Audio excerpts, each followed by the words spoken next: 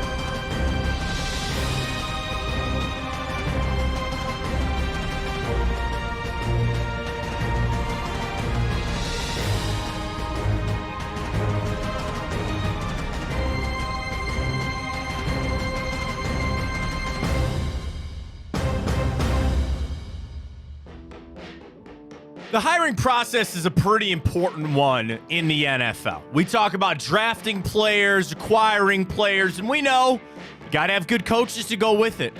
Browns are in that search for an offensive coordinator. It's off to a bit of a slow start. I think it's fair to say that, right? And I'm not trying to say the Browns need an OC by the end of the week. I'm not saying that they're not going to find the right guy for the job. But they bring back an interview with Ken Dorsey, the guy that was out of a job. Guy got fired in Buffalo? Oh, Buffalo. Those poor Bills fans, man. Those poor Bills fans. But it all kind of relates. I watched that game yesterday, which was the best game of the weekend between Kansas City and Buffalo. I had one big takeaway, and it's not about the Bills' offense without Ken Dorsey, but it's something to do with offense. Browns searching for an OC. We got Deshaun Watson talking scripted plays on a podcast. We had a massive game down in Columbus. Fan interaction. Taylor Swift. Cavs are in action tonight. Our Tipico boost time up around the league. We'll get to our bracket. We got it all for you right here on a Monday edition, right here on Big Play. Welcome to the show, everybody. I am Matt Fontana. He is Ryan Tyler. Good morning. Happy to have you alongside, kicking off another great week right here on Big Play. NFL playoffs going on. We're going to have a long conversation about Ryan Day today. Ohio State keeps doing it, man. And I know it's a lot of NIL money, and I know it's a lot. Maybe I got to talk Ryan Day coming up. I got to talk Ryan Day at 9:30 because people are just acting like he's not involved with this. And the Fire Ryan Day crew is immense right now. And I frankly don't understand it. So we're going to have a little conversation about the Buckeyes coming up. Of course, for the Buckeyes, what a win for the women's basketball team yesterday. That was a great scene down there in Columbus. Well, and then Caitlin Clark getting run over there. Storming the court, I think, is always an interesting thing in college basketball because it is a security risk. And I know football, they storm the fields too. You got these players trying to get off the court and poor Caitlin Clark. By the way, on her birthday, we'll get to time op coming up. It's her birthday today. So we'll talk about all that coming up. We do have some Browns. We'll get around the league, talk about the NFL games over the weekend. And we'll get to Deshaun Watson. So he was on Cam Newton's podcast on Lockerverse, the Unplugged, QB Unplugged with Cam Newton. And Watson spoke a little bit about the scripted plays for the Cleveland Browns. I do want to hear that. We'll get to that coming up in about 10 minutes. We start with the OC search. So they're bringing in Ken Dorsey. Ryan, no. Just no. And the Browns, this is an important hire, and this goes so much to a lot of the conversations that we have had about what you're going to be able to do with Deshaun Watson and getting him right. I know we're in for months of this, and they're going to hire somebody. I don't want it to be Ken Dorsey. Because that position on a team like the Browns, you need somebody on the upswing. You need somebody that's elevating their career. And if anything goes right, and in 2 years, they're getting interviewed for a head coaching opportunity, and maybe that's Ken Dorsey. I just don't buy that. A guy that got fired from the Buffalo Bills, and very clearly things turned around for Buffalo. And I'm not saying that people that lost their job shouldn't get another opportunity, but like Ken Dorsey just doesn't do it for me. Now, Gerard Johnson, who's the quarterback coach down there in Houston, that is much more intriguing to me. That was an offense that was clicking, that was playing really well. They got C.J. Stroud to play at an empty degree level. That's more of a hire that's my speed. I'd rather go with a little more of the unknown than a safe pick. Try to get somebody that's on the upswing, that's going, because for the changes that you're going to have to make to this offense, I got to tell you, Ron, the Browns are off to a slow start. I don't think it's going to be Andy Dickerson. There's a lot of scuttlebutt that was an interview for the O-line coach if Brian Callahan gets a job and takes Bill Callahan with him. And there's a lot of moves coming for the Browns, I think, on the coaching staff. Jim Schwartz is going to be here, thank goodness. Kevin Stefanski is going to be here, thank goodness. And the OC position is an important one. I know it is. And the Browns are off to a bit of a slow start. That's fine. And again, it's a cog in the wheel. It's not the most important thing in the world, right? I'm going to put a little bit on this. This is still going to fall on Kevin Stefanski. This is still going to be on Kevin Stefanski for calling the right plays. I believe he's going to still call plays. I think that's still what he's going to do. You want somebody that's going to bring a fresh view, whatever it might be. And I'm waiting to see. Johnson, I'm fine. I got to tell you, of the candidates I've seen before, or that we've seen so far, Ryan, Andy Dickerson doesn't do it for me. Ken Dorsey doesn't do it for me either. Yeah, no, certainly not Ken Dorsey, especially given that we just saw him get fired from the Bills, and they were one of the hottest offensives in that last half stretch of the season. So I'm cool on that. Andy Dickerson, I think that was more of an information gathering thing, probably. Sure, which gives you maybe a little bit of concern there too. Yes, right. So Gerard Johnson would probably be, out of those three, definitely my top option. Then it goes back to the games this week, and we'll go around the league coming up at 10, but it's all about offense, man. Like the one thing, and watching these games, and I want to give credit to the Lions, man. That's awesome. Congratulations to the Detroit Lions. They're going to the NFC Championship game. I'll be rooting hard there for the Kansas City Chiefs. Don't nobody want to see Baltimore go to the Super Bowl again. Not from this town. But it is all offense. Was this weekend not about offense? And I know Baker threw that interception late, but you watch that Bills-Chiefs game yesterday. And there was that streak of just touchdown drives. And I guess you could say, well, it was all about who the defense showed up for. No, you got to have a quarterback that when is needed to get down the field to go score a touchdown, you need an offense that you got to do that in. And that's the Browns. I have a belief that they have an offense that can do that. And it's putting Deshaun Watson in the right positions to do that. it's not out of the realm that he's doing what Patrick Mahomes and Josh Allen do. Get up and down the field. But it is that much more important. Watching how these playoffs have gone, I'm doubling all the way down. Your defense can only take you so far. And I'm going to remind myself of that. Browns had the best defense in the NFL. You're still sitting at home. Now, did they get exposed by C.J. Stroud and crew? Yeah. Did Joe Flacco have a bad game? Yeah. I'm not trying to relive that from 2 weeks ago. But what I'm saying is offense just makes everything else easier. When you can get up and down the field, put pressure on that other team to score points, that is how you're going to be playing meaningful football late into the season. So I don't want it missed that the Browns defense is a big part of what we're going to do, but it's still all about the offense. And then that's why it kind of plays back to who you're going to pick here as your offensive coordinator. And again, it's not that I believe they're going to be calling plays or they're going to have a massive impact, but there's very clearly a need. The Browns made these moves because they feel like they're missing a piece, and they need that piece to come in here and get the offense to where you need it to go. That's my biggest takeaway from this weekend of watching all these games. You got to have an elite quarterback, and you got to make plays when they count. Now, speaking of making plays when they count, this was pretty interesting. So this is from a couple of days ago. Cam Newton's got his podcast, The Quarterback Unplugged. It's on the Lockerverse channel there on YouTube. And he had Deshaun Watson and Quincy Avery on. So most people, I think, probably know who Quincy Avery is. He's the personal quarterback coach for Deshaun Watson, and he coaches a lot of premier quarterbacks in the offseason, works with them, all that kind of stuff, and he is Deshaun Watson's personal quarterback coach. So they were on, and they were discussing a lot of different things.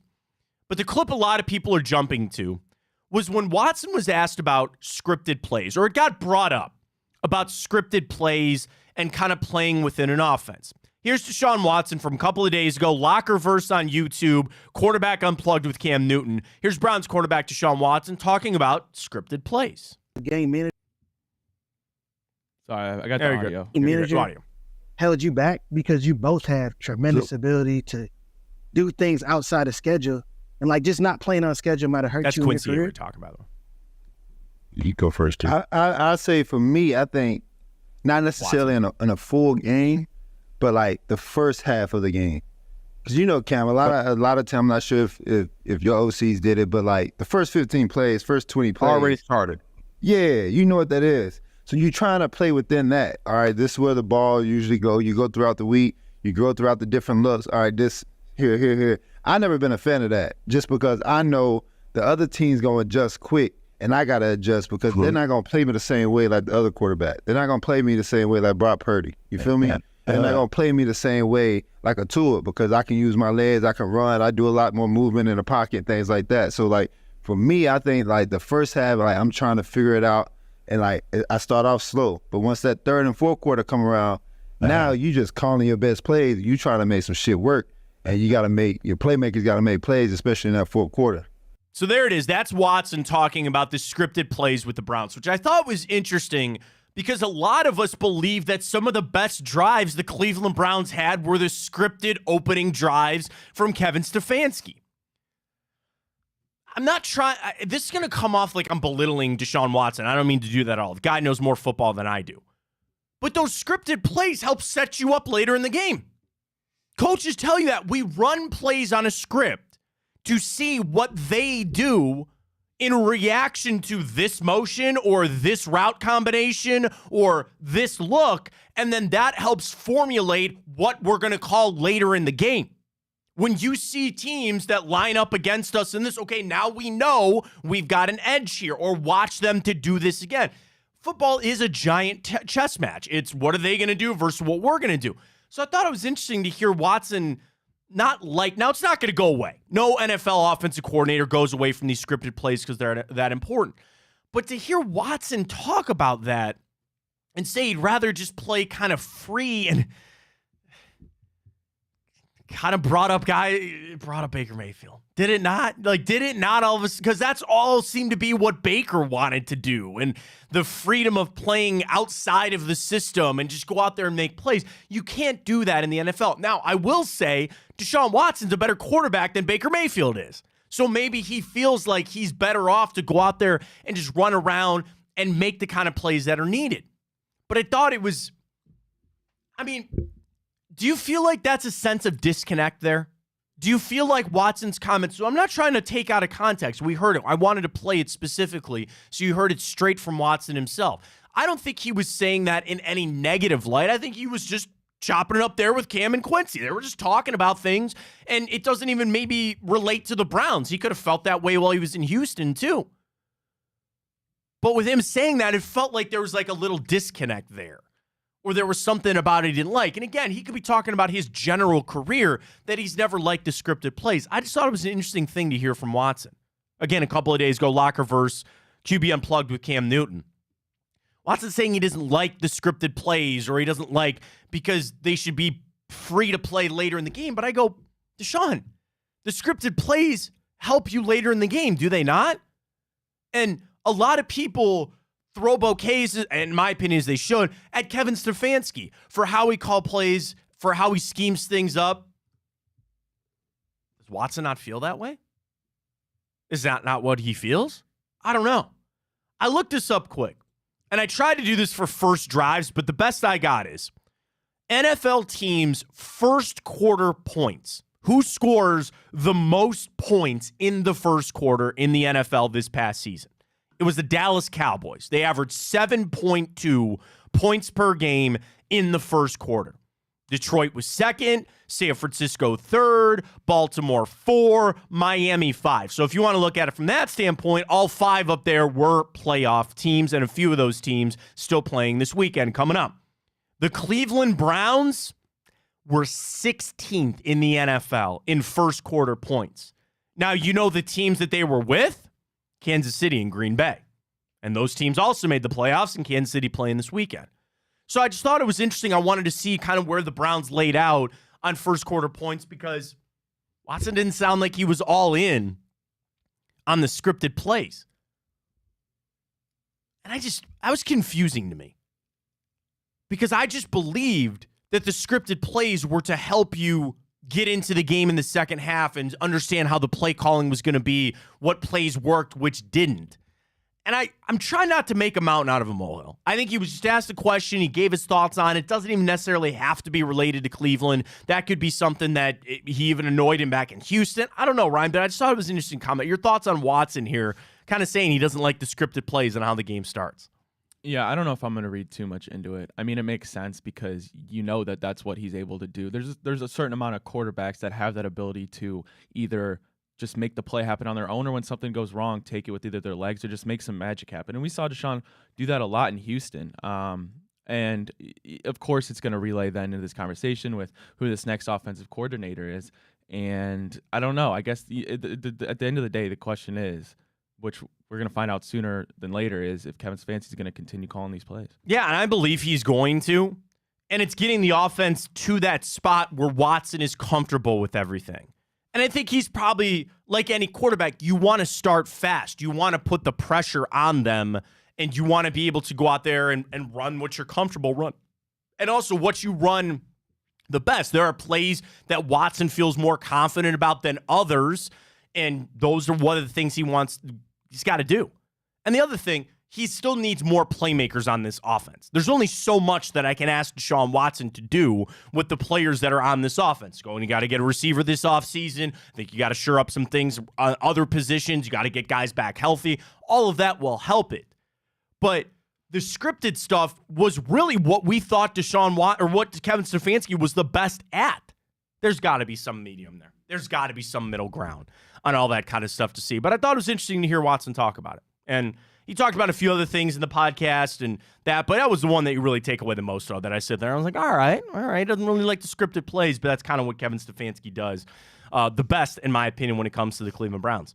To the OC hire, I mentioned that I'm kind of out on Ken Dorsey. The question is, who is it then? Is there this giant, deep pool of offensive coordinators for the Browns to start pulling from? Because as the coaching search continues on, and I'm talking about for the league, by the way, every week you're going to start getting more answers. There's probably going to be a hire this week somewhere. And then eventually there will be fallout from that group, or this person now becomes available. Teams are now out of the playoffs. Guys are open. Bobby Slowick's been all over the place last couple of days. Brian Callahan's still been getting interviews all of a sudden. You're going to see all this kind of fallout. And I'm just wondering, as the Browns go on, how deep is this OC pool? How deep is this offensive coordinator pool that they're going to be able to pull from and get the right people in here for this job? This is an important hire. This is one that I look at for the Browns, say this guy's not going to call plays. I don't think that it's going to be back to Kevin Stefanski, but there's got to be a little bit of a bridge here. There's got to be something with whatever the Browns are missing. They didn't make this move for these OCs unless they felt like they were missing something. And are they going to be able to find the right coach to give them what they're missing? Every OC is different. Every offense is different. You got to find the right guy to piece together what you're trying to do. And I'm worried about the pool. I'm worried about who the Browns, you're not going to be able to walk around and go, all right, well, we'll just hire the next great offensive mind and find whoever it might. I don't know. Like, I'm not saying I'm growing concern, right? I don't like the initial pool. I don't like the group that's out there already that we've interviewed outside of Johnson. You had to hire somebody today. I'm hiring Gerard Johnson down there from Houston. That's the hire that I'm going with. The other ones, I don't know. And I guess you got to wait to see kind of how it goes. But I don't know, Ryan. I don't want to be concerned. It's just the OC, but I need something here. I need a little something. Yeah, are you a little surprised we haven't seen a hire yet? Not just within the Browns, but kind of the NFL. There still hasn't been that Belichick's big got head multiple coach teams hire now, yet. reportedly. Vrabel's everywhere. I think Harbaugh. If Harbaugh is still the number one guy for a lot of these teams, then nothing is going to happen until he gets hired. Because then the trickle down would be, okay, if he goes here, then these other teams are going to have to kind of figure some things out. I don't know. I mean, it seems to be a little bit of a stalemate right now on a lot of these teams. Do you still feel the same as you did heading into last weekend about Harbaugh returning to Michigan? I still think he's going back. Yeah. Okay, wow. I still think he's going to go back. And we'll talk a lot of Ohio State. I want to get to the Buckeyes coming in about 10 minutes because this was a good weekend again for Ohio State, and then Ryan Day people are. But things have gotten a lot harder for Michigan.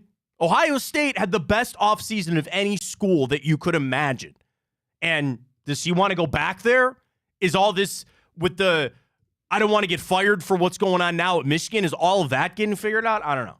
So I still think he's going to go back. But eventually, I think it's going to loosen up. It'll shake it up a little bit. And maybe some other people will start coming to the Browns, or at least the Browns will request a few more on the interim or on the OC position. Zach Robinson, please. That's a hot name. I've heard him kind of, that's the other thing. You know, when we do head coaches, it's easy because you know who they are. And when we do these head coaching searches, it's easy for people to jump on board. I want that guy because I've seen that guy and I know who that guy is. It's different with the coordinator level. It's not quite as easy. I know Browns fans are very well read and they know a lot about some of these guys, but it's harder to be all in on an OC just because you don't really know, or you really don't have as much of a background on some of these guys as you do some of the others. Everybody's got their favorite. And for me, I mean, I just said everybody's got their favorite. I don't know. I tell you what, here's the worst position I'm in. I can tell you the guys I don't want. I don't want John Dorsey. I don't want Ken Dorsey. And I don't want Andy Dickerson. I'd be interested in Gerard Johnson. I want a guy that has been part of a good offense. Ken Dorsey got fired from a good offense. Andy Dickerson was just an O-line coach for Seattle. I want somebody who at least has their fingerprints on a good offense. That's what I want brought in here. So I look at some of the good offense. Go find me somebody off the Andy Reid tree. Go find me somebody off the Rams. I mean, Zach Robinson. You go find somebody that at least has been a part of a good offense. That would be my number one criteria. And that's not the way the Browns can operate. You got to take these interviews when you can, but still, like, wouldn't that be it? I'm hiring you for an offensive coordinator position. Shouldn't criteria number one be that you're a part of a good offense? That you've got your fingertips on a good offense, your fingerprints, I should say, from your fingertips. They should be on a good offense. I don't know if I could say that about a couple of these guys. Well, we might not get an answer to our offensive coordinator position pretty soon, but I got a feeling it's going to be Deuce Staley getting introduced here pretty soon for the running That, back you know, room. and that could be a good hot. Can we? Are we allowed to say? No. Oh, you know what I'm talking about. Yeah. All right. No, all right. No. Probably not yet. Okay. We got something cooking. I got something cooking. So we'll leave that for what it is of when that announcement will come, but we got something cooking on that. Yeah, I think it'll be Deuce Staley, and that'll be fine. And again, it's an important thing. We'll get back to the games coming up at 10 o'clock. I want to go around the league. We got a lot of Ohio State, but Cavs, let's go, man. 7-game win streak. NBA's longest one currently, and they take on the Orlando Magic. So here's what we're going to do, Ryan, because we are going to do a Tipico boost for tonight. We're going to wait because we do not at this point yet with Tipico have our player props. I feel really good about a couple of team props, but we'll get that figured out for tonight. So get signed up with our friends at Tipico using that code Fontana100. When you deposit and bet $25 with the code Fontana100, you will get $100 in bonus bets you can use on whatever you'd like. So again, we're gonna wait. We're gonna get this up. And they always boost it up for us on Tipico. But the Cavs down there in Orlando tonight, what a fall off. Remember the last time that we played Orlando? Yeah, they were like the 3 seed or something. Now they're back in the play-in tournament, the 8 seed. They've not been playing good basketball. Cavs have been. They got a little gap there. They're in the 4 seed right now. But it's interesting because I would like to go back and take a look at some of the game, the prior game. I feel like both of these teams are completely different now than when we played them a while ago. Right now, the Magic are in a stretch of losing 5 out of their last 7 games. Now, they've had some tough teams in there. The Heat, the Timberwolves, the Thunder were in there, and then they take on us. So I expect a big win for the Cavs tonight. I do. Little tip there. It is only a 1.5-point spread, which is interesting. Maybe are they feeling like somebody might sit tonight? I don't feel like the Cavs are battling an injury. I know Karras had the wrist, but I don't know. I thought that was an interesting line for the Cavs, who just completely smoked the Hawks the other night. And I really loved that game, too, because you were pretty much in control of that game, and you didn't need to exert Donovan Mitchell all that much. What do you have, 18, 36 minutes? You had all 5 starters in double figures. George Niang, man. I want a George Niang prop for tonight. Yeah. That's really what I want the third leg to be. So maybe we can, maybe we'll ask Tipico because the player props aren't up yet. I have 2 team parlays, and I'd like to throw George Niang back in there. You want to text him that? Yeah, that'd be cool. Let's do it. Let's text him that. Tell him the 2 legs that we discussed. I want to do Cavs money line. I want to do the over. And then will they give us George Niang points? You want to just do double figures, 10+ points there for George Niang? You want to do that? Text that to them, see if we can get that cooked up for Tipico. So get a rocket for the Cavs tonight. Wine and Gold are just blowing away expectations right now. I am so happy with watching this team play. They've been able to keep it alive while Mobley and Garland have been out. I know they're close to coming back. But even games like tonight, you have put yourself in such a good spot. It's going to be a tough game. I know it's down in Orlando. They're, again, scuffling at the moment, so you're maybe a little worried that they have an up-and-coming game here against the Cavs, but I feel really good about where the Cavs are at. So we'll talk more wine and gold as we continue on, get you ready for our big Tipico boost tonight. And again, we got everything locked up. I want to talk a lot of Ohio State coming up because they got, yet again, another massive move this weekend. So they went down and got this Alabama kid, this quarterback, which I think is interesting because he's the 2024 class. Ryan, was he at Alabama or all he did was commit to Alabama, and now he's at Ohio? Like, he's never even gone to Tuscaloosa, right? Correct. Interesting. Julian Sayin, who was the number 1 quarterback and the number 3 overall recruit, is now a Buckeye. They got Caleb Downs. They go back to Judkins, to Howard. We got to have a conversation about Ryan Day. Because, oh, man. This is interesting. I'm going to have to, for a second, put on my Ohio State cowboy hat like Bucknut or whatever that guy is. And I'm going to have to defend Ryan Day to the nth degree. Because I defended him at the end of the season. And I said people were crazy for firing him or wanting to fire him. It's still a thing. People still do not want to give Ryan Day his credit. And I don't understand why. So we're going to get into what is maybe a heated Ohio State debate next. We'll go back around the league. We'll take a look at all the games. Solid weekend for us on the Tipico side of things there, Ryan. Well done. So we'll get ready for the AFC, NFC championship games as well. We got geared up for the Cavs. We got Time Hop. We'll get to our bracket this week as well. We got y'all locked and loaded. Fontana Show right here on Big Play, presented by Tipico. Using that code Fontana100 when you sign up. We got to talk Buckeyes. We'll talk them next.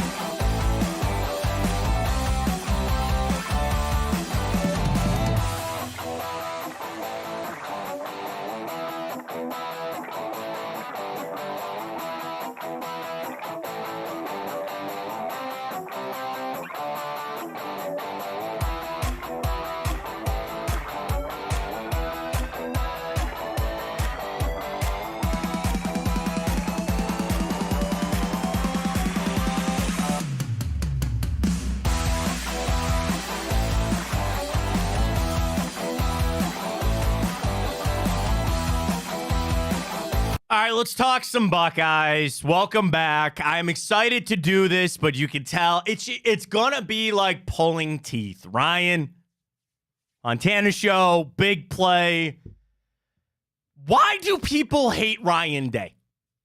Why? Because he can't beat Michigan? That's every time I bring up Ryan Day, well, you know he can't beat Michigan.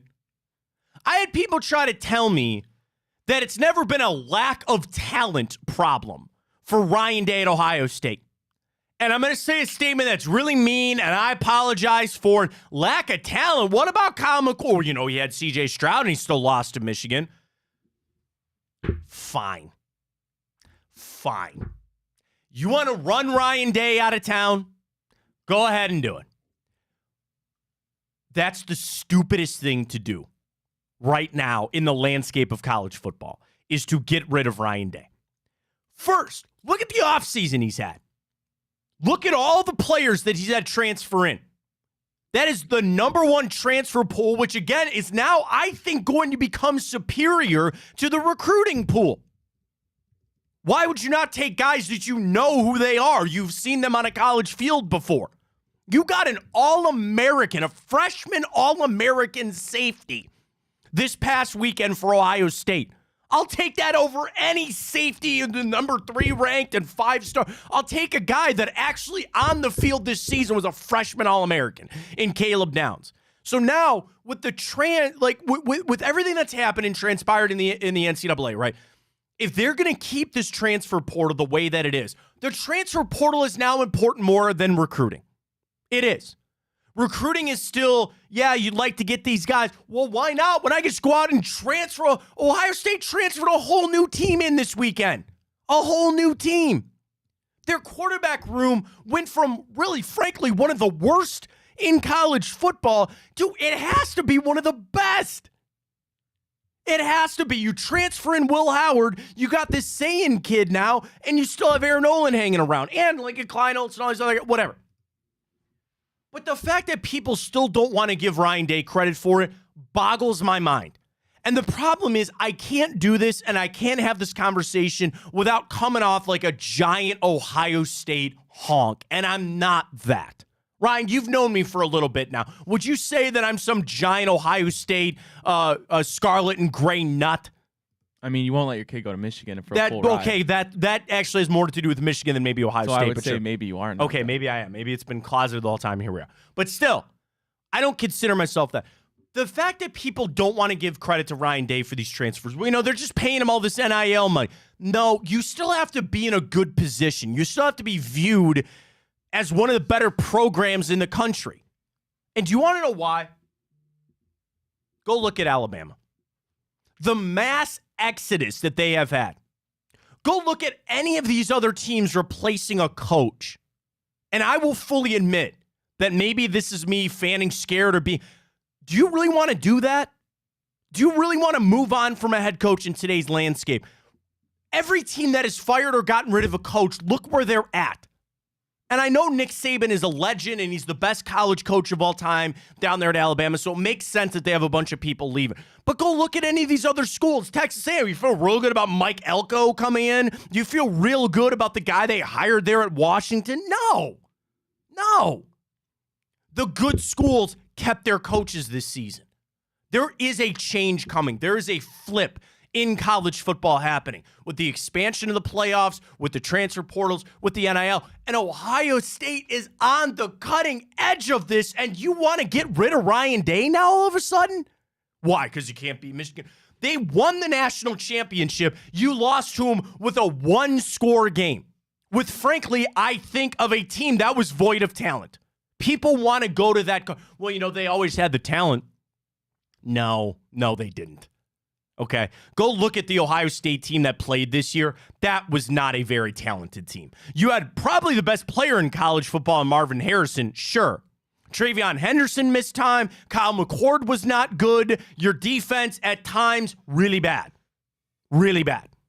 And now you can run this back. You get back Denzel Burke. You're bringing back JTT. This team is finally what I look to an Ohio State team, and I believe that's it.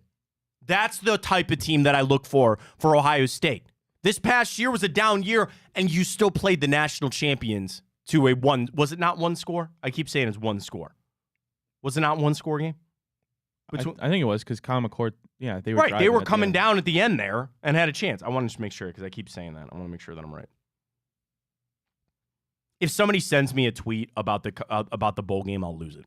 I will absolutely lose it. Do not look at that bowl game. I don't give a damn about that bowl game. 24-30. 24-30. Right. That's what I thought. 6 points. You played him to a one-score game. A team that went to go win the national championship with a team that I don't think was all that talented for Ohio State. And what did they do this offseason? They went out and they plugged every single hole to the nth degree. Seriously. They had the best offseason of any school that you could ask for. And there are still people that don't want to give Ryan Day that credit. I don't understand it. So is this your national championship or bust? Yes. Now, I'm glad you brought that up, too. I am not one of these people that don't expect the results. You should be in the national championship conversation every single year. I viewed this past year as what I thought was going to be a down year for Ohio State. And look what they did.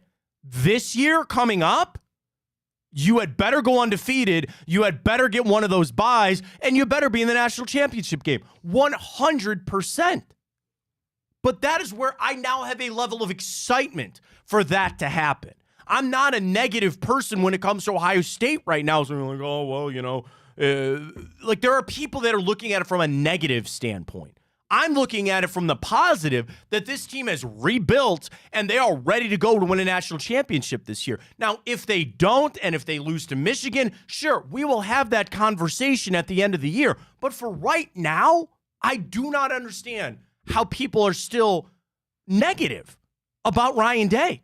There are people that are pro-Ohio State, but they're anti-Ryan Day, and I just do not understand it. Their biggest thing is, well, the coaching and the play calling in the big games or the How can you be down on Ryan Day right now for the job that he has done? And the other thing, there are people that will not give him credit for these transfers. There are people that are going to try to say it's the NIL money or something other than Ryan Day. They'll try to grasp at straws for anything except that. And I don't know what to do. I really don't know what to do with people. Like, I sent a tweet out yesterday because I said it after they got Caleb Downs. And I said, everybody still want to fire Ryan Day? Yep. If he doesn't get the job done there this year, yes. So is it national championship or bust, or can he just at least make it there? No, I would like to win it. Yeah. But go. But do you think if Johnny, has he won something I'm not aware of? Kerry, yes, losing 3 times to the team up north. And you want to know what? I think that gets back to maybe the crux of the argument. You mentioned earlier, I hate Michigan more than any sports team in the world. My son, my daughter will never go to Michigan. I hate them. But I fully admit that people put too much on that game. They do. Because I would rather go win national championships than beat Michigan. Like in a crazy world that we lost to Michigan this year and then we still made the playoffs and went and won the national championship, I would still look at it as a successful season. Some people get it twisted about beating Michigan is more important than national championships. I will never be on that hill. I want to beat Michigan, and usually more often than not, you need to beat them to go win national championships. Now, that's the problem with the 12-team playoff. Doesn't necessarily need to be the case anymore. So this is going to seem like a silly question because I would know my answer if I was an Ohio State fan, but because we know how twisted that rivalry is with that team up north. Sure. Would you rather have, and I feel like I know your answer, but I feel like it might be different for some people because how crazy they are. Would you rather have you lose to Michigan, because now with the playoff expanded, it's possible, you lose to Michigan 5 times in a row, but you get 1 national championship? Yeah. Or you beat Michigan 5 in a row, but you get 0 national championships? Because that's a simple answer. Should be, I don't care. I get 1 national championship. Right. But I feel like people would pick the latter. That's what I'm saying is that has been so fabricated and created by the universities because it's a moneymaker, because it's a recruiting tool. But don't forget the big picture in this. And Ohio State will now be the second? Like, there is in no world that they're not the first or second ranked team starting next season. It's not going to be, or it's going to be Georgia and Ohio State, 1 and 2. In whatever order you want to look to. I know Quinn Ewers is going back to Texas. I think Oregon without Bo Nix, we'll see what they can do. There is in no world that Ohio State this upcoming season should ever drop below 1 or 2 for most of the season. But there are people that they're going to be like curmudgeons about it.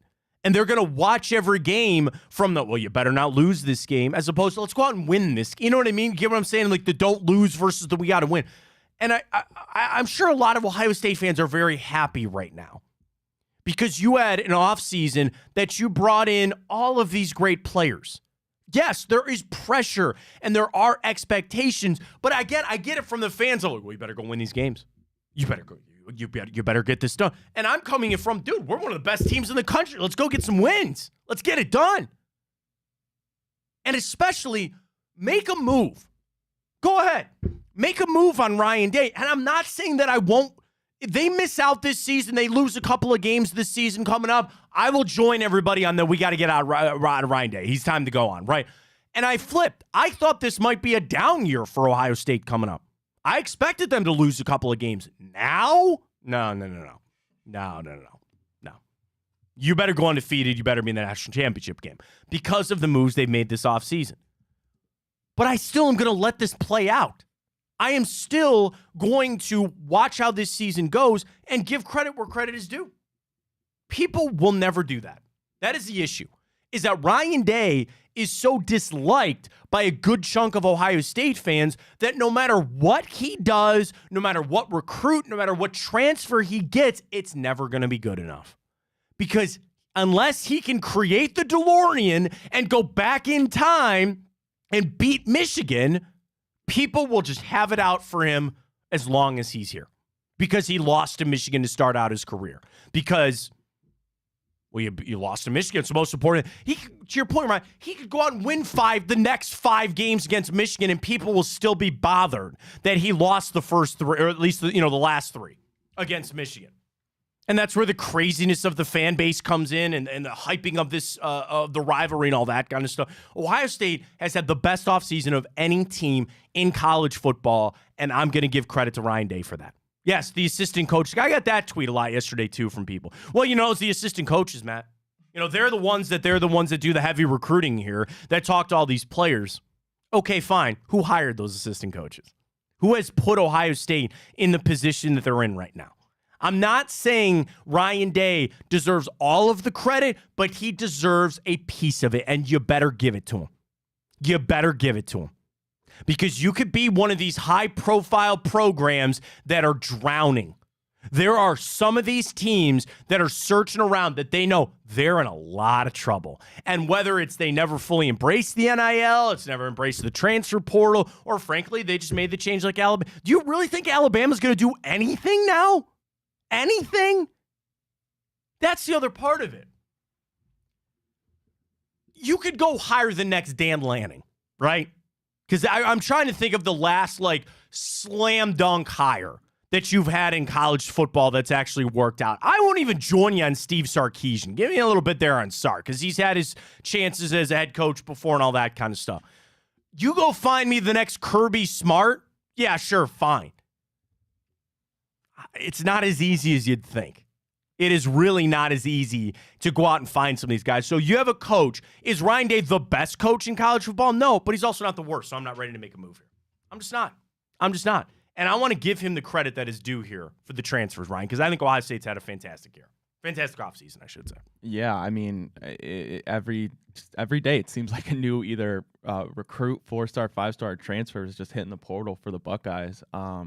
I mean, yeah, you hit the head on the nail. I don't even think it's close in terms of what school has had the best offseason. Like you said, pretty much every gap and deficiency that you saw last year, they went and made a move to fix it in a big way, too. So I got to imagine it's going to be Georgia followed by Ohio State to be favorites to win the Natty next year. Absolutely. So we talked about this. Heather Dinich did this morning here on ESPN. The biggest games, as far as the top 12 games with the biggest implications for a 12-team playoff. So these are the schedules as we know are out. Number 3, Ohio State, Oregon, October 12th. Why it will matter to the committee. Ohio State and Michigan aren't the only Big Ten teams capable of winning the league. Now you bring in Oregon, a talented enough team to earn a historic title this season, a path that could start with a home win against the Buckeyes. This game is critical to both teams for their playoff hopes, as we expect. The only other Ohio State game on this list is Michigan-Ohio State at 6. And that's it, Ryan. That's it. And as we talked about Ohio State's schedule, those are the 2 games that matter the most. You got a Penn State game that you can mix in there, but you're talking Oregon-Ohio State, you're talking Michigan-Ohio State. Those are the only games. You win this 2, you're going to be in, and you got a chance to go win a national championship. That's all we could ask for. That's all you could ask for the Ohio State Buckeyes. So they had a great offseason. They've had a great weekend again. I had to take a little heat off of Ryan Day. Do you feel better? A little bit. I mean, just give the guys credit. I'm not asking for just give him a little bit of the credit for the success that Ohio State is having right now. And I think it's frankly wrong of people that they're not doing it. Got to play the games out. I understand the people that are angry with Ryan Day, and they're not going to feel any better until you start playing games. But you have got to admit that they have had the best offseason of anybody, and he deserves credit for that. He really does. Back to the Cleveland Browns as they get geared up for finding their next OC. And we run through the importance of this move when it comes back to Deshaun Watson. Because, Ryan, I watched these games this weekend, and I'm really going to go back to this Kansas City-Buffalo game, where you watch these offenses duke it out. And again, in a crazy scheme where it was only a 27-24 game. This was not a 50-point type of game or anything like that. But the stretch that I look at was right before half. Chiefs go 5 plays, 65 yards, touchdown. The Bills come back, 12 plays, 75 yards, touchdown. Take out the 1 play at the end of the half. Then the second half starts 6 plays, 75-yard touchdown Chiefs, 15 plays, 75-yard touchdown Bills, 8 plays, 75-yard touchdown Kansas City. Then you had that insane fake punt. How Sean McDermott, like, do you got to answer What some in questions the for world that? was that? And everybody goes, well, they fumbled on the next play. I don't care. You weren't even close. You were short by 2 yards. Then, yes, we've discussed the fumble into the end zone, which is a stupid thing. That would have been a touchdown there. Punt, missed field goal, end of game. That's how it finished down. Ryan, in essence, I look at it 1, 2, 3, 4, 5, 6, 7, 8, 9 drives. 9 of the critical drives. You had touchdowns on, and I'll tell you, I'll do you one better. Take out that end of the half drive where they had 1 play for minus 13 yards. They were going to halftime. 8 drives in the critical moments of the game. You had 5 touchdowns, which really should have been 6. You got to have offense to score in the playoffs. And that is where I watch the Browns, and I truly have a hope that they could do that. Like, I watch these games, which is so hard in the lens of, well, could the Browns stand up with these teams? Could the Browns go toe-to-toe with the Bills, with the Chiefs, 49ers? Now, we know, because in the regular season, we did go toe-to-toe with a lot of those guys. But I watch it, and it just reminds me that is the brand of football that you got to play to win. You have to have drives of a quarterback and an offense going down to score a touchdown when you really need it. That is how the NFL has set things up. That's what they want to see. And I think the Browns are close. Now, is the critical piece the offensive coordinator? Is this the thing that's going to unlock? No. I think this is a piece of the puzzle. It's a little part of it. But it's what we're going to talk about for 8 months, man. It's Deshaun Watson getting right. It's all about what he is going to do for this offense when it matters the most. And we played the clip earlier. I don't want to play it again. But he was talking on Cam Newton's podcast about the scripted plays and, him getting out there free. I could be negative and say, well, Deshaun, scripted plays or not, I didn't see a lot of good football out of you this year. And you were injured, and then you tried to come back and play injured, and then it got worse. And I'm waiting to see the best version of Deshaun Watson with the Cleveland Browns. Now, the exciting part of that is, Ryan, I've not seen it yet. So there's room for that still to be a thing. There is still there's the world that Deshaun Watson is back an elite quarterback. We're not there yet. But I do realize that you ain't going anywhere unless he gets back to that level. Well, good news is we did see 1/2 of that version of Deshaun Watson one last half season against the Ravens. That's it. But then that half did prove, though, if you can get back to that, I mean, we look like that would be a top 3 quarterback in the league right now, and that was against a defense that still hasn't been beaten since that day. Right. And I saw some people send that tweet out about what Watson did in that game, and realize where the Ravens go. And I think there's a conversation to be had, too, about what do you take away that you beat 2 of the teams in the championship game? You beat the 49ers, you beat the Ravens. Now, the playoffs are very different. Can I be negative for a second, too? Some of these paths have been not great. You know what I mean? Like, watching the Texans play the Ravens didn't really do it for me. The 49ers Packers was fun, but I didn't get any. Did you get the best team? Are these the 4 best teams in football? Do you believe that? And maybe because I was so hyped on Miami and Buffalo, and they obviously Buffalo was there, Miami let down. I don't know. I think Kansas City's had a really hard path, really tough path. I think 49ers kind of cakewalk. I think the Lions kind of cakewalk. I might be wrong for that, Maybe I am. But it all comes back to, I think you have some of the best offenses. I say what you want about Brock Purdy, but you have the better, like a good chunk of the best quarterback, like mostly Patrick Mahomes.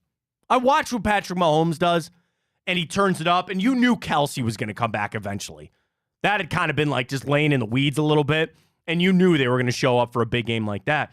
But I watch how these teams play. I watch how it operates in the playoffs, and dude, it all is going to come back to offense. Doesn't mean I don't want the defense to play well, and I'm sure they will. But, bro, it's got to be everything on the offense right now. It has to be. And that's where this OC hire, whether it's like, I don't like where they're at right now. I don't know. I'm kind of in a conflicting spot.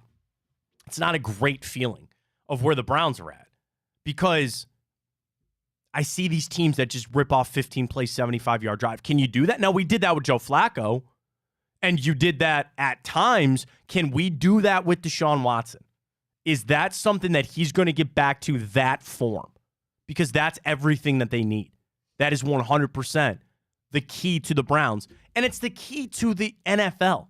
That's everything right now. Watching how these games play, what do they want? They want points and stars. They want quarterbacks. They want offensive games. They like when teams rip off those kind of drives. And also, you expect to face these teams for a good chunk of your relevancy, right?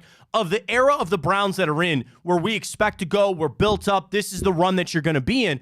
This has got to be time. Dude, you're going to have to go through Miami. You're going to have to go through Buffalo. You're going to have to go through Kansas City. Baltimore's in our division. You expect Cincinnati to come back with Joe Burrow. It's got to be all about the offense. And I'm not trying to discredit what the Browns defense did or how good they were, but that's, dude, I'm saying what everybody knows. I'm saying everything that we know. It's got to be on Deshaun Watson.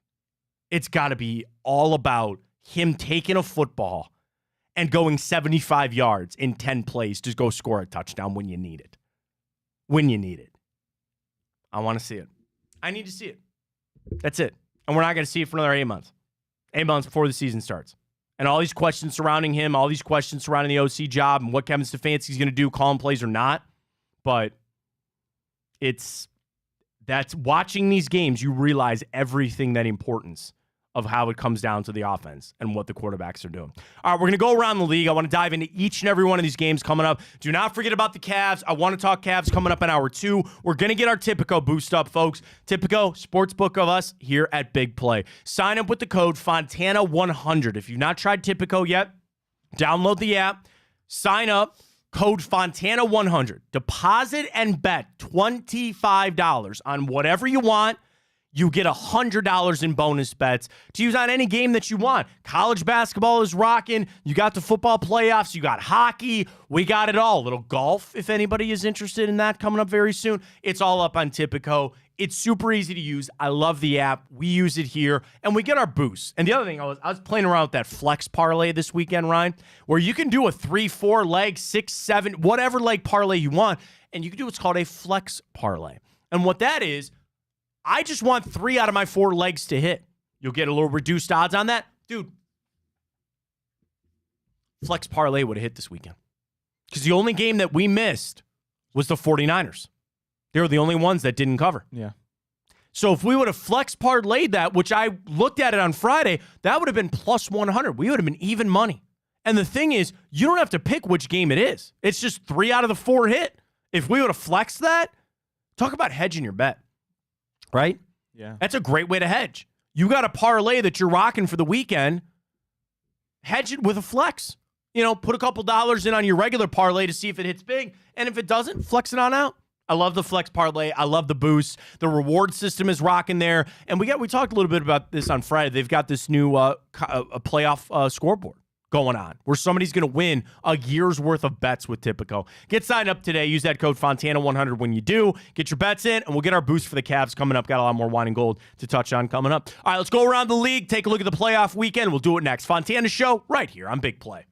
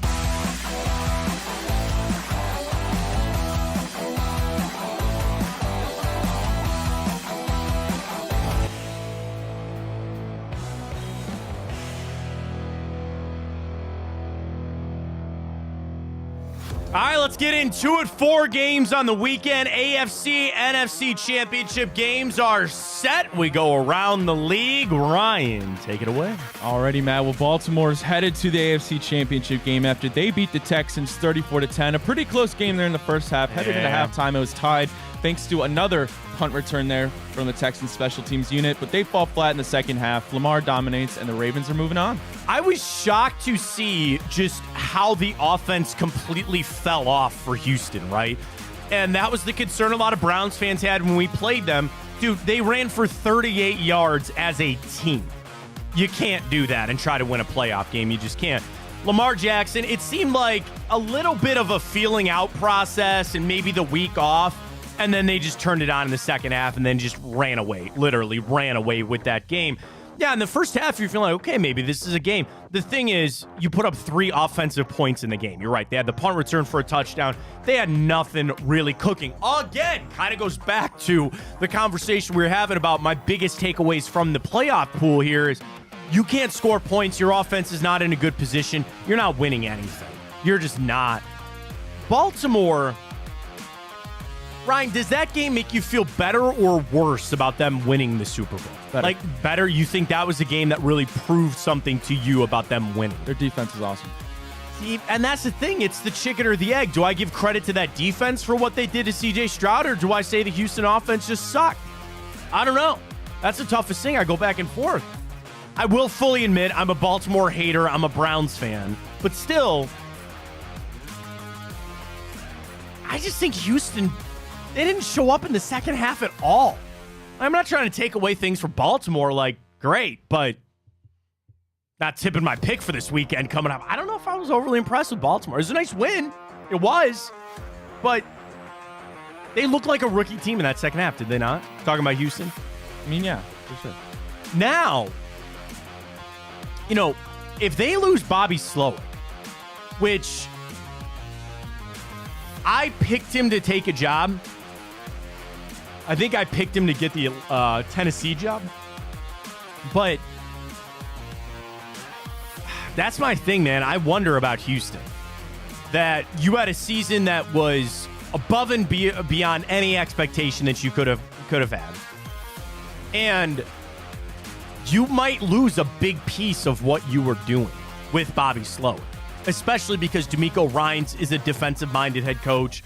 And I'm sure C.J. Stroud learned a lot this year, and he's going to continue to ascend. But that's a pretty precarious situation that they're in right now. They had a great year, but they're also staring down the barrel of losing maybe one of the biggest pieces to that with the Houston Texans. Very intrigued to see what the Texans are going to do this offseason. And again, I always look at it through the lens of being a Browns fan. I'd like them to not be good. That'd be a great thing if they weren't good for a little while. You flip over for Baltimore. Again, you got to give credit where credit's due. The thing is, are they going to keep running it with Lamar the way that they were? 11 carries, 100 yards. I mean, that's pretty good. Couple of touchdowns there. Kansas City is a team, though, that they've seen over and over and over and over and over again. Do they maybe have something for Baltimore? We'll see. To your point, you feel better about Baltimore potentially winning the Super Bowl. I'm going to say they maybe a little worse. I expected maybe a little bit more out of them, but that's just me hating probably. The 49ers are headed back to the NFC Championship game after they beat the Packers, except this year the 49ers will be at home for that game against the Lions.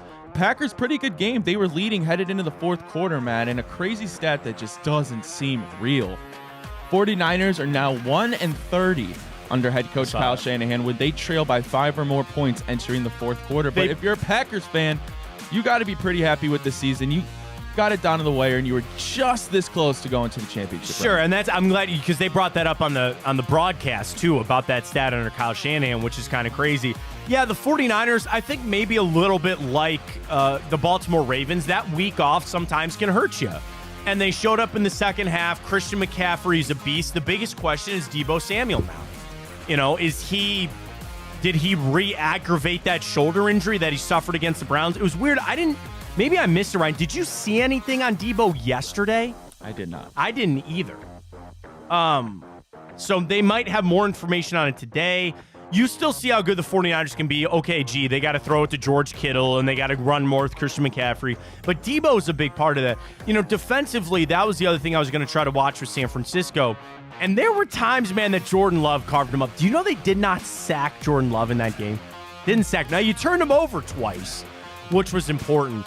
Green Bay, dude, you get one more playmaker there for the Green Bay Packers, and I think you're really dealing with something strong up there.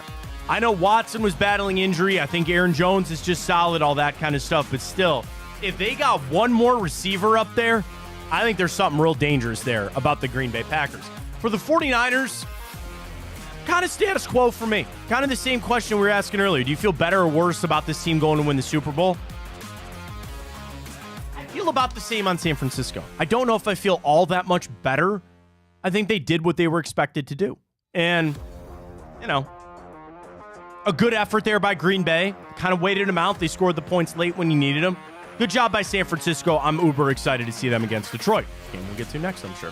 Well, the Lions, yes, Matt, they beat the Tampa Bay Buccaneers. They're headed to the NFC Championship, but they'll be on the road as they played their last game this year at Ford Field. And I'm sure everybody saw Aiden Hutchinson reveling in the moment as his hometown gets the win. For Baker and the Bucs, his second straight game with 300-plus passing yards and a couple touchdowns in those playoff games. But next up for the Tampa Bay Buccaneers is how much money are you going to give Baker Mayfield? Yeah, I mean, he wants to come back. Todd Bowles said that too. The biggest thing about that was the turnover, the interception late. I mean, what are you going to try to do, right? You're down. You need to get back down the field. He didn't have any timeouts at that point. But it was interesting that the game came down to that. Like, I thought Detroit would be able to ice it away there on that last drive. They couldn't. They had to punt. Would you feel good about Baker? I know it's so hard to talk about Baker in this town. Would you feel good if you were Tampa Bay about Baker Mayfield moving forward in the future? Would you say slam dunk right now, sign him to some 5-year extension? Slam dunk, no. Okay. Do I feel comfortable for him being their quarterback next year? 100%. But if you want him, maybe you got to sign him to a 5-year deal. Exactly. Maybe he wants to get paid finally. And you know what? We had to make that decision once here in Cleveland, and I'm glad it's not our problem anymore. You also better sign Mike Evans. Holy good God, cow, how good is he? So good. I want him here in the Browns in the worst way. That is my one wish to the Browns genie out there if they exist. Ooh, a new fan that could probably be created. New super fan, the Browns genie. He ain't coming here. They ain't letting him hit free agency. He is everything to that offense. For Baker, I know there's a lot of Browns fans out there that are still Baker Mayfield fans. I had nothing for or against that game. I was excited for Detroit fans, certainly. We'll talk a little bit about the Lions coming up. But if you're Tampa Bay, it's, again, don't fall for the banana tailpipe, man. Don't. We saw years like this. What are they going to do? Well, I mean, that's what I'm saying. Like, I think you saw enough of Baker but this is so parallel. This is literally everything that we saw here in Cleveland. And if they want to sign him to a 3-year deal, sure. And that would be my biggest thing. I'd sit down and I'd say, hey, man, we're not giving you this 5-year nth degree deal. Here's 3 years, 80 whatever million, 90 whatever million. Sign that, go out and play well again, and then we'll redo the deal, okay? I don't know if Baker's going to take that. Do you really want to enter free agency this offseason with all these other quarterback moves, with all these quarterbacks coming in the draft? I don't know about that either. I would not sign him to some 5-year Uber, some odd deal. But I don't know how good I would feel about him being my franchise guy moving forward. Tampa certainly exceeded expectations this year. Good for them. We'll see where it goes. For the Detroit Lions, man, 32 years. It had been 32 years since they had made it to the NFC Championship game. And we're going to probably ask this question tomorrow on 2 for Tuesday. Yes, the answer is yes. Do you feel a little kindred spirit there with the Detroit Lions? Do you? I mean, I think it works because, number one, they're in the NFC, so they're not a direct rival to us. They're a partner on the Great Lake, if you will. And there's a lot of comparisons. But the thing is, Ryan, if they go to the Super Bowl, we are now the only legacy team that hadn't made it. And I take out the Houston Texans and like the newer teams, the Jacksonville Jaguars and stuff like that. Of the legacy teams, it was us and Detroit that had never been to the Super Bowl. And now it'd just be us. Doesn't bother me. Misery loves company, though, Ryan. It doesn't do they not? It doesn't do anything for me. All right, you're going all in on Lions. So that's that for tomorrow. For the Can I ask a quick question on the line? Why do you give David Montgomery any carries? Give every carry to Jahmyr Gibbs. Don't ever let David Montgomery touch the football again. Seriously, how do they rationalize that? Gibbs should be your number one guy. The football should be going to 3 people. Amon-Ra St. Brown, Sam Laporta, and Jahmyr Gibbs. That's it. Don't give the football to anybody else in that game. That's it. It was just watching the game, because didn't Montgomery have a fumble too? Did he not have a costly fumble? Or didn't pick up no, it wasn't a fumble. Maybe he didn't pick up a first. I don't know. There was something I was watching. I'm like, why do they continue to give him carries? Give it to Jahmyr Gibbs. He's your better back. I don't know. For Detroit, the hype is the biggest thing about them, is it not? Like, the players are, I'm not discrediting the players, because there was a point in that game watching, I was like, man, is Amon-Ra St. Brown a little overrated? And boy, did he show up in the second half. And the same thing with Jared Goff. Like, Detroit is doing it in a non-sexy way, but they're doing it kind of like the Dan Campbell way. There's the hype about Dan Campbell. That is what I think is carrying Detroit. That being said, I don't know what they'll have for the 49ers coming up, but it's a hell of a nice run there for Detroit. Congratulations to Lions fans. They certainly deserve it. Well, before we get into this last game, I want to bring this topic back up, Matt, because I think it was a show during last week we talked about it. I think it was a Dan Graziano article about Jordan Love. It was an overreaction, underreaction if he's going to get paid that Dak Prescott number. Now people are saying he's going to be like. I remember I said that it wasn't an overreaction, but I think you and Dan Graziano initially said it was an overreaction. What we were saying was he wasn't going to exceed Dak. You thought he was. So now I'm going to bring up the Schefter report. So now I'm going to ask you, is your opinion changed on that? Well, now Schefter's saying that he might get the bag, man. Like, he might get paid. And I think with these teams, the money is one thing. It's more the years. Like, you have now felt like Jordan Love is your guy. And I operate in a world, it's a little similar to Deshaun Watson, where I say this. If the quarterback that you believe is the guy, whatever deal you give him, that deal will get redone. You know what I mean? Patrick Mahomes signed that $400 million deal, okay, right. But that deal will eventually get redone because you want your guy to be happy and be one of the top guys paid and all that kind of stuff. For Jordan Love, I'm more interested in the years, right? Are you giving him this 5 year? Are you willing to go sign him to some massive year deal? Because if we've seen anything, you can get out of the money. Eventually, the money will move, and it's the years that I look at. Are you ready to rubber stamp it and say, yes, we're going all in with Jordan Love, or do you still need to see more? Do you want more before you go all in? For me, I've seen what I need to see. You sign him to a deal, he's going to be what? I would say probably the 3rd or 4th highest paid quarterback at that point. You got to go for it. But for me, I'm milking every year out of this that I can. I'm trying to give him as many years as I can. Money will have to coincide, certainly, but I'm trying to get him to a 6, 7, 8 year deal if I could. I'd do it for sure. Well, the Chiefs are headed to their 6th straight AFC Championship game. Patrick Mahomes has never missed an AFC Championship game appearance in 2018 since he took over in Kansas City. For the Bills, 2 words that will be etched in their history: wide right. Bills fall short after a late missed field goal by Tyler Bass that would have tied the game and more than likely sent the game to overtime in another Mahomes-Allen classic. Are the Bills cursed? Is Josh Allen going to be one of those guys? I saw it on ESPN this morning. Is he going to go down like Phillip Rivers and Chris Paul and some of these guys that just, they're good. They're always viewed as one of the best guys at their position, but when the playoffs show up, they never get it done. And it's not even so much like that game was Josh Allen's fault. I really, and I'm going to ask the same question I've asked about all the teams that have won. How do you view the Kansas City Chiefs now? Do you view them as a better or worse chance to go win the Super Bowl? Because, bro, I watched that game, and I don't know how you stop Kansas City. Seriously. If Mahomes is going to play the way that he did, you get Kelsey back involved. That catch by Marquez Valdez-Scantling, who hadn't been playing at all.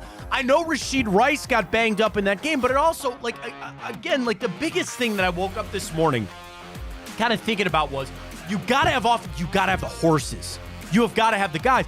And I think what let Buffalo down was, number one, Gabe Davis didn't play in that game. I think that was a miss there. They still struggled to get Stephon Diggs the football. That game, yet again, was what?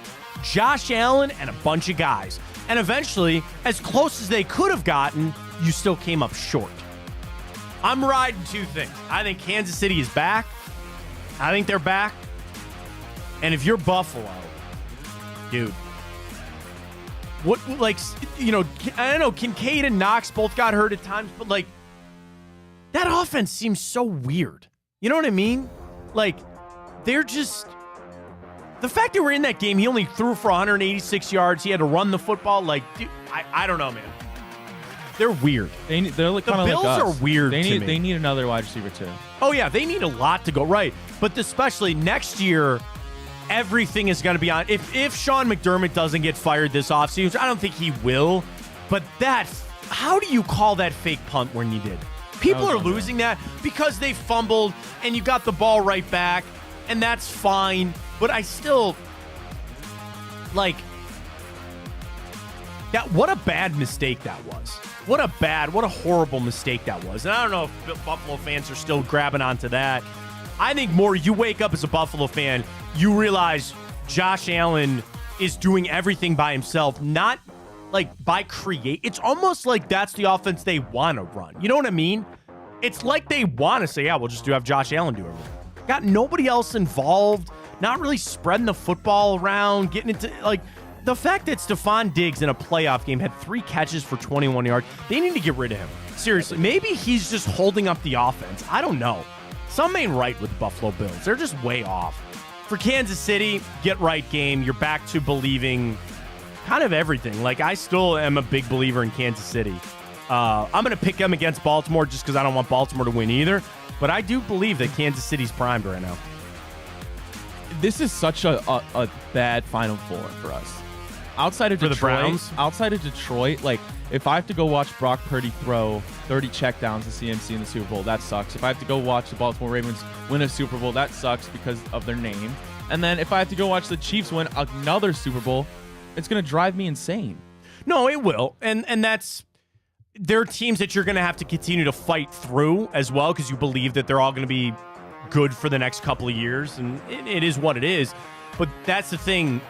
Kansas City, who a lot of people had written off, you can't mistake that either of playing your best football when it matters the most. Unfortunately, what cost the Browns? They played their worst game of the year in the playoffs. They had their worst game of the year in the playoffs. And I don't want to sit here and revisit all that, but you would like to get to that level where specifically your quarterback, but the rest of your team has that maybe quiet confidence to know we can turn this on. And when we turn it on, we're going to be ready to go. And we're going to show up in these games when they matter the most and get the wins. And especially for Mahomes, what demon did he exercise? Well, he finally won on the road. Won on the road in the playoffs. And they're going to have to do it again this weekend up there in Baltimore. They're back in the AFC Championship game. But I took away from that game so much of, I'm going to put it on the offense more than a defense. I'm going to put it on my offense to go win games over defense because, frankly, Ryan, when the defenses need to show up, I don't think they really did. Now, if you want to say Detroit when they intercepted that pass, sure, fine. But really, what would you feel better about? Having to go score a 75-yard touchdown drive or having to stop a 75-yard touchdown drive? It seems to be, in today's NFL, you'd feel better having the ball in your hands if you got the right offense, if you got the right quarterback. But that's, I think, the way the NFL wants it, right? How about this, Matt, for Josh Allen and the Bills? His cap hit, 2021, 10.2. 2022 was 16.4 million. 2023 was 18.6 million. Next year, 47.1 million. Yeah. First year that cap's really going to get affected by that Allen contract. You know, and we talked with Jack Duffin last week. The cap gets moved and teams play with the money and all that kind of stuff, which is great. So they structure these deals that way. I'm assuming they'll be just fine. The thing is, how do you view Buffalo? Like, you're a top free agent. Do you have Buffalo knocking on your door going, hey, man, come play with us. We're really going to turn things around here. We're really going to be able to fix things here with you.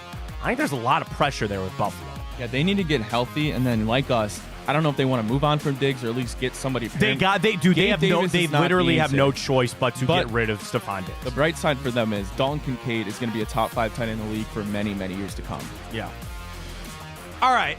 I saw this came up this morning. Somebody just tweeted this, a take on the fumble into the end zone. And the point is, this is a tweet.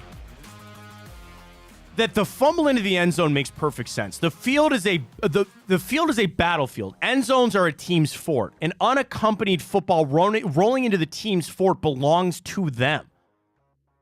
The battlefield doesn't belong to anybody, so it fumbles out of bounds, then it stays with the offense. So you're saying because the end zones, which again you go back into, it's a safety or you're trying to score touchdowns. You buy that? Do you think that rule needs to be changed? I think that's a stupid rule. I'm not the fumble into the end zone out of bounds. I'm not as adamant on it as I know some people are, because I think a big part of it is especially why it's such a big controversy in Cleveland. Is obviously because of that playoff game. Right. I don't hate the rule, but I don't like it. Here's my issue on it: the defense did not recover the ball. If they want the ball, they need to recover it. If it goes out of bounds, it should stay with the offense and mark them back to the 15-yard line. That's what I would do. Mark them back. Whatever the down was. It's the next play, you're back at the 15. So, like, again, what was that play with, was it Rashid Rice or was it? Mecole Hardman. Mecole Hardman, thank you. Was that second down? Fumbled it going into the end zone. It's out of bounds. You go back to the 10 or 15-yard line, and now it's 3rd and goal from the 10 or the 15. I think that's the fix. I'd like 25. I think that's too penalized. But if it's a touchback, it's a touchback. You know what I mean? Yeah, I guess you could rule it that way, too. You could rule it that way. It is a fluky kind of freaky rule, isn't it? Yeah. It's a little weird on exactly how that goes. What's now weird are the Cavs. Big action, big game tonight. Are we? Did we effort Tipico there? It's early morning for them. What we're going to do is we're going to get our boost up. We'll announce it a little bit later. And don't forget, Andrew Barry's talking at 11 o'clock this morning. So final segment coming up. I do want to run through the things that I want to hear from Andrew Barry coming up. So we'll get to our Cavs boost. We'll get to Andrew Barry coming up. But I want to take a little wine and go, Ryan. How have things changed for you as we approach even closer to the trade deadline? We know the Cavs aren't going to be able to make very many moves. This team that is currently built, what's the one thing you think they're missing? Because, I'm a little jaded on how they've played. And they beat the Hawks up on Saturday night. They're not a good team. I fully expect them to win tonight against the Orlando Magic. But I kind of have this little twist in my head. You know what it was? The best version of the Cavs are the version they have right now. And it's not a shot at Mobley or Garland. But watching how this team plays, you ask yourself, do you have a dominant big? Okay, you can. Do you have a scoring guy? Okay, it could be Donovan Mitchell. Do you have guys that can hit the three? Yes, Max Strus, George Niang. Do you have guys off the bench that should be able to score? Yes. Karis LeVert, again, Niang, a little Sam Merrill action, I like it. Do you have your backup guards? Yeah. I kind of had a little epiphany about how I view the Cleveland Cavaliers in this. I just need them to play well. The answers to fixing the problem for the Cavs, and I'm saying this not only because they don't have much to trade or they don't have much that they can do in free agency or buyouts and all that kind of stuff. Maybe they'll pick up a player here, that's fine. But I think the one thing that this stretch run has proven to me for the Cavs, they can play winning basketball as long as they show up. As long as they play the way that I expect them and know that they can play, I really think they can go toe-to-toe with any team, especially in a 7-game series. Now, I started this season by saying what? I want a top 4 seed, a home playoff series, and I want to remedy the situation that we had last year. I want that taste out of my mouth of how we lost to the New York Knicks. All that being said, I think this Cavs team is really good. I just need them to play the way that I know they're capable of playing. And maybe it took a little time for them to show up. Maybe I'm a little drunk on the minivan, George Niang. But I see all these pieces that they have assembled and they put it together. And damn, dude, I feel really good about where they're at. I do. And again, It's knowing that they can't do anything. But I look at this Cavs team and I say, it's there. Everything that I want you to do, every team, I guess the check mark of what I want. And again, I'd like a Luka Doncic. I'd like a Giannis. And maybe I'm a little drunk on that Milwaukee win when he wasn't out there. I get that. I know that. Outside of that, which I think Donovan Mitchell is in the realm of those guys, I think if you were to create a checklist of an NBA title contending team. The Cavs check off most of those boxes, do they not? No, they do. It's just the real problem is how you play high on a of thin ceiling, line, right? How too. high is that ceiling Right. of a guy like Mitchell, of a guy like Mobley, who's hasn't really developed as much as fast as we would like. But yeah, I mean, in terms of like one thing that I would love to have, obviously, when you go back to when LeBron left, you're never going to get a player that caliber. It's not going to happen. But we haven't really had that real strong small forward position, a guy that actually puts legitimate fear on the offensive side of the ball. I mean, Isaac Okoro and Dean Wade, they can knock down threes, and they're pretty good on defense on the wing. But that would be the one thing that I would like to see. But necessarily, when you have all these guys, and if that's really your whole, the other parts make up for it. Right, and that's where you're playing on a bit of a razor thin margin because the Cavs. I like Donovan Mitchell, but don't have a guy that can just instantly erase a lot of your problems. So they got to play a perfect brand of basketball. But I've seen when they play that brand of basketball, and I like it. And I think it's good. Now, the thing is we know in a couple of weeks when they get Mobley and Garland back, how you get these guys back into the system. Because you know it.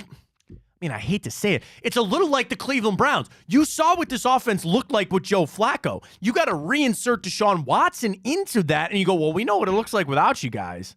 Let's just get you back into it, and if we need to, we're going to default back to how we were playing before. It's going to be fun, though. And I enjoy that the Cavs have made it relevant in a time that they could have packed it back in. They could have had every excuse under the sun about how tough it would have been, all that, and they didn't. And they found a way to win a lot of basketball games. I love it. Dude, and I've said this before, and I'm going to continue to say it again. I'm so excited. I'm so happy that I wake up. I know I got a Cavs game tonight. I'm excited that I get to sit down and watch a Cavs game tonight. So we'll get our boost up before the end of the show. Let's catch our final break of the morning. Remind everybody about Tipico. We'll jump in a time hop when we return. What do I got lined up for you? A movie and a TV show. A historic day in the NBA. And the Cavs made a pretty big move this day a couple of years ago. We'll get to that coming up. And Andrew Barry will speak to the media, speak to the fans coming up at 11 o'clock. We're going to run through the list of things that I want to hear from Andrew Barry. We'll do that, wrap things up. Fontana Show, Tipico code Fontana100. Sign up when you do that. Back right after this.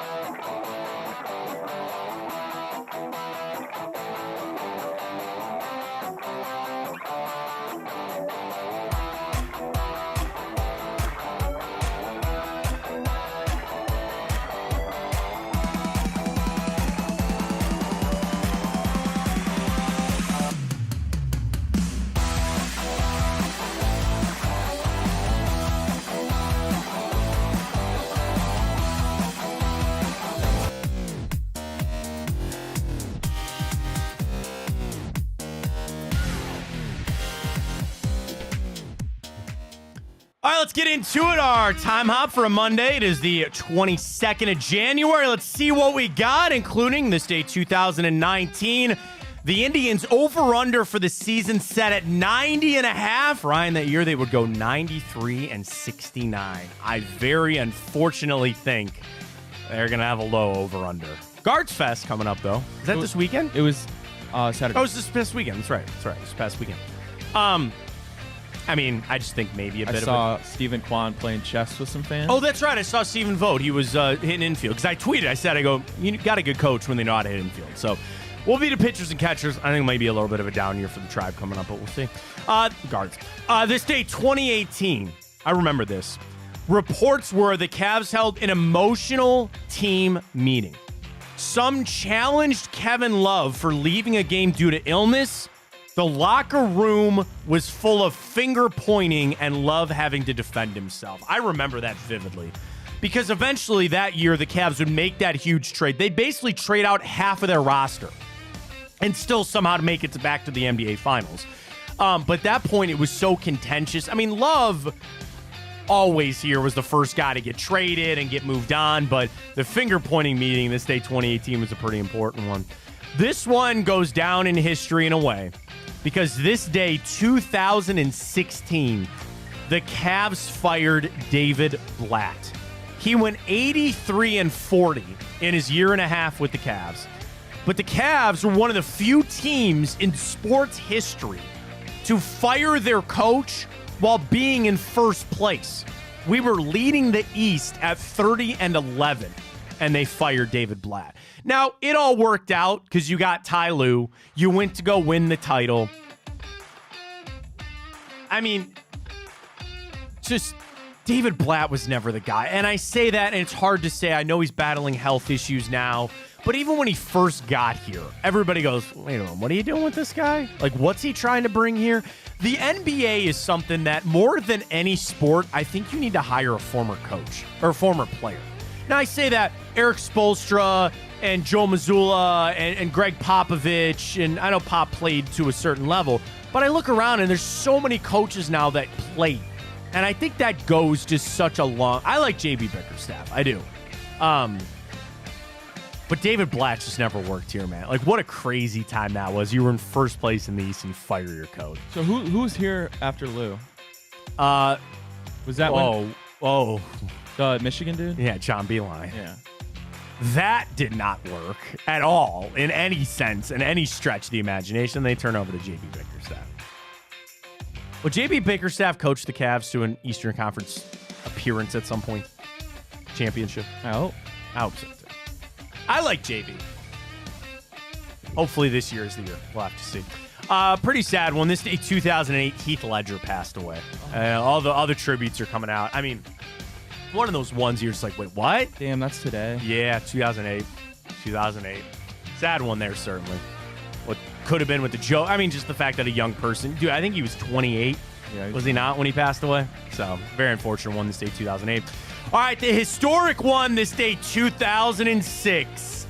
81 points for Kobe Bryant against the Raptors. Second most in NBA history, only behind Wilt's 100. He was 28 out of 46, 7 out of 13 from beyond the arc, and 18 out of 20 from the free throw line. 81 from Kobe Bryant this day, 2006.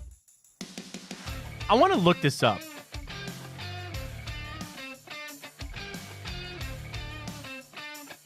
I wanted to see if his shoes from that game, like his jersey or his shoes, were ever up for sale. I don't think so. The sneakers he did it were the Nike Kobe 1 Proto. And you can buy buy that shoe online.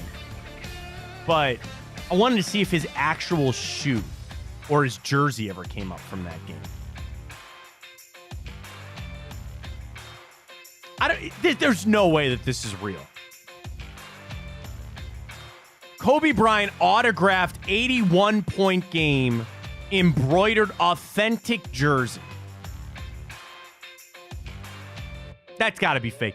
It's on eBay for $81,818. So all he did was 8181 the whole time. That can't be real. That can't be it, right? I don't know. You think it should be more?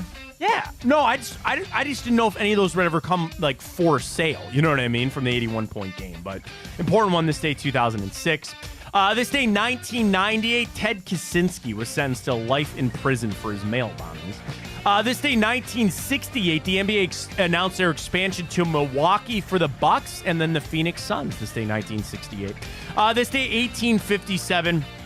The National Association of Baseball Players were founded in 1857. Very happy birthday goes out to Wayne Kirby, Indians outfielder of the past, Bucky Brooks, Jason Peters, former Cavalier Leon Poe, Greg Oden, Caitlin Clark, John Hancock, Guy Fieri, Steve Perry of Journey fame, and actress Diane Lane, all celebrating a birthday today. A movie and a TV show for you. I don't know about the movie. You might get it, you might not, but we'll start it up. This day, 2010. Okay.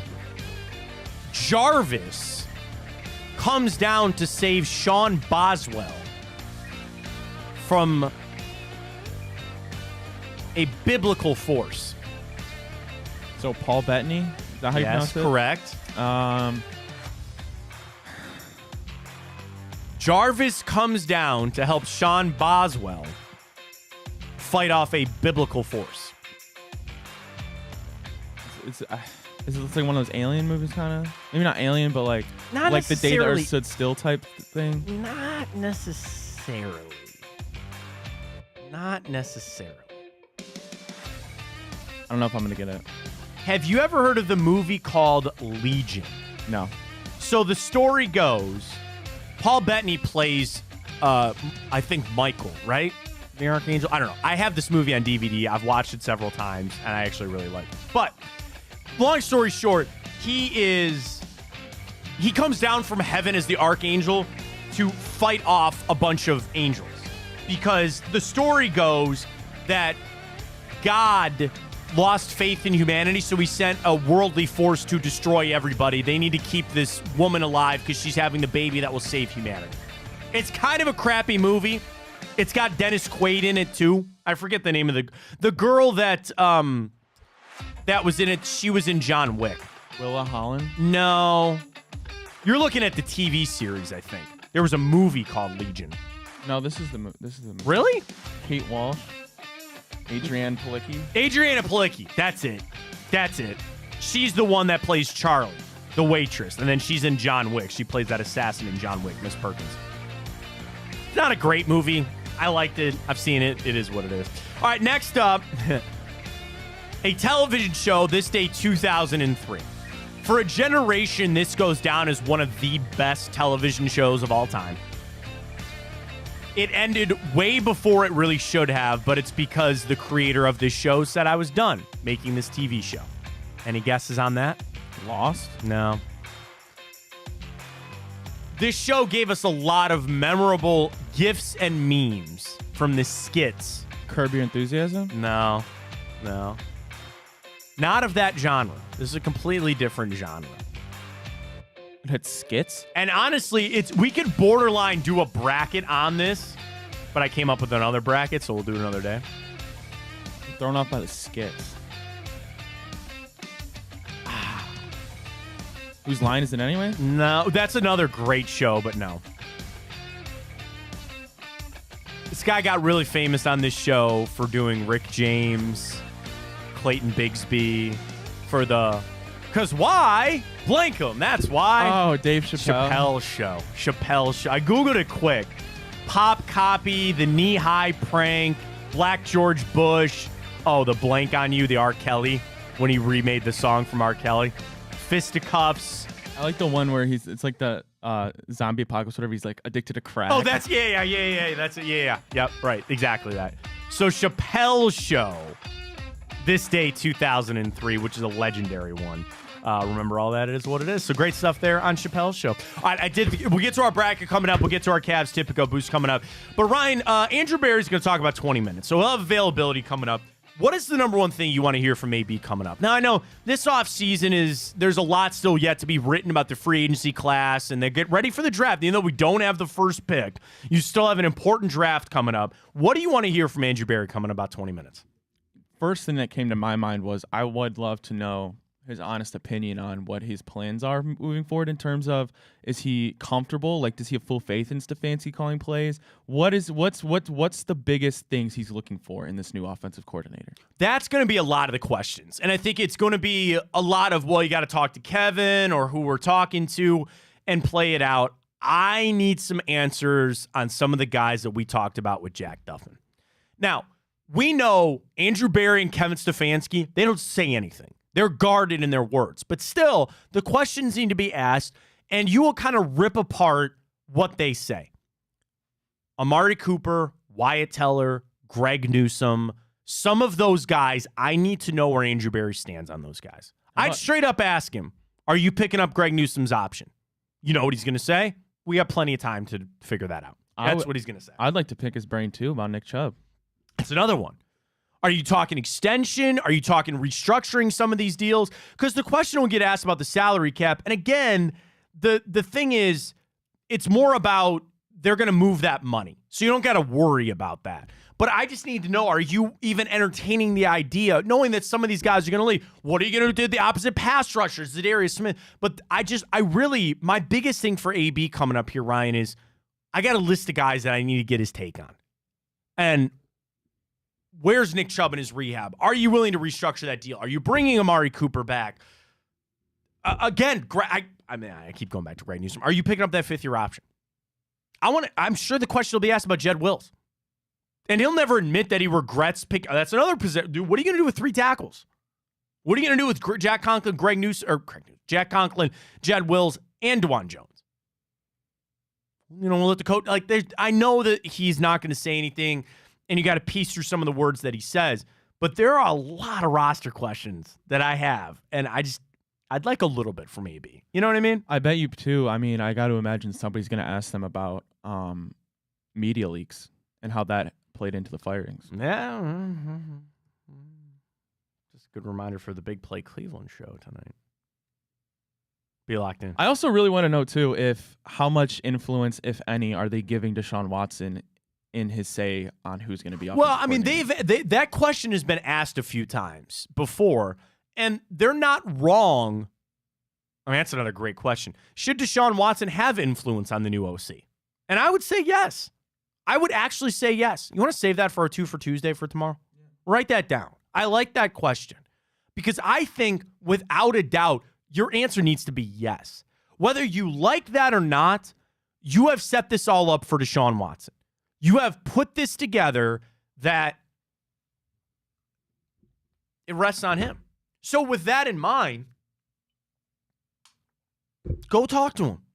Who's a guy you think you could work with? Who's a guy that you have run into in the past? Would you be open to Tim Kelly coming back? Well, Draw Johnson, who I don't remember if he was there. I don't think he was with Houston prior. You have got to get his input. But sure, I think that's a noteworthy question. So I'm going to do this list. I want to write this list down so that way we have it. What do we want to hear from Andrew Berry? Number 1, player questions. Chubb, Cooper, Teller, Newsome. Next up, hiring of the OC. Would you want Watson's input? Do you think somebody will ask him about his contract status? It's kind of an unfair question because you're like, it's not up to him. It's up to the ownership to get that deal done. But, you are going in the last year of your deal. There will be 1,000 questions about Watson.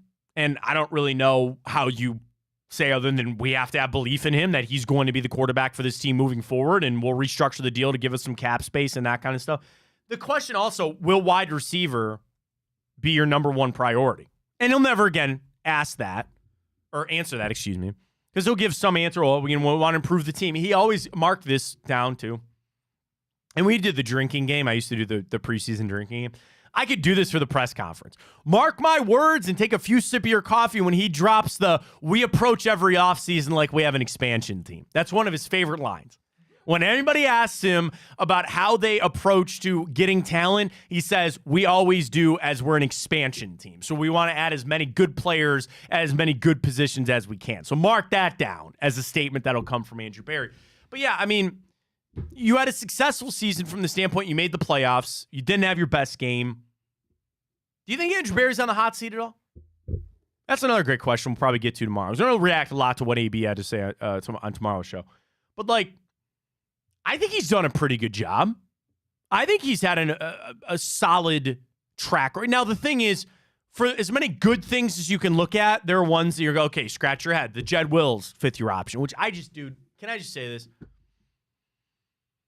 That impacts your view of the Greg Newsome one. How can it not, right? Where that was very clearly a screw-up.